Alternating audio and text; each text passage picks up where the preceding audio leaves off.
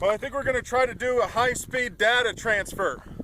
Hi, this is Andrew with the chopping block.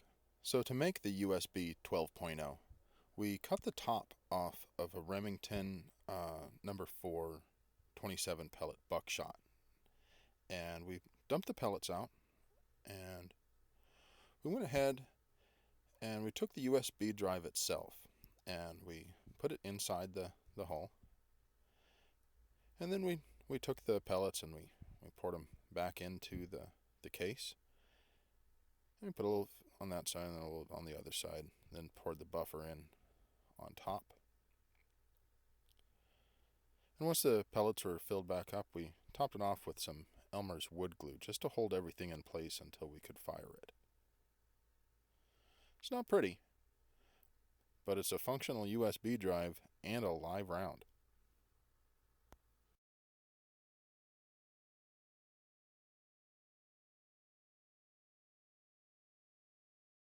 Just to make sure all the cameras were lined up and everything, we took a practice shot with Federal low recoil double-aught buck.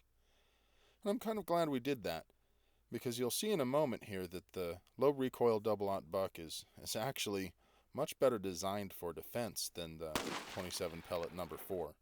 The number 4 is a hunting load and obviously intended for that. And you'll see a real big muzzle flash here in a moment. As you can see, there's no surprise here. Woo. That double-aught buck went ahead and really did a number on those jugs. All the pellets went through. We weren't very surprised by that. It all went through. Wow.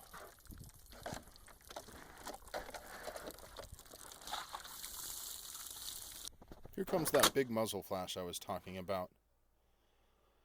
And unfortunately, the size of the USB stick itself was probably just barely larger than a couple of pixels on the high speed, so we don't get to see it on the way to the target.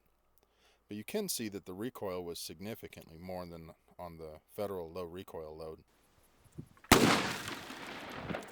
And of course, it's not too surprising that it did a real number on the FBI spec sanitary napkin box with the calibrated desert dirt inside.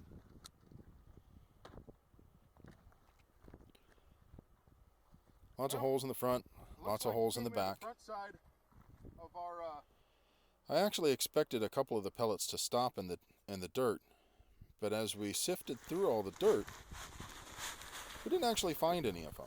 It's kind of surprising. Dirt usually stops projectiles pretty well, but I guess the combination of the high velocity and the small frontal area of those pellets allowed them to slide right through that dirt. There's no sign of where the USB stick itself went. But we went ahead and sifted through everything and came up with just a whole bunch of dirty hands.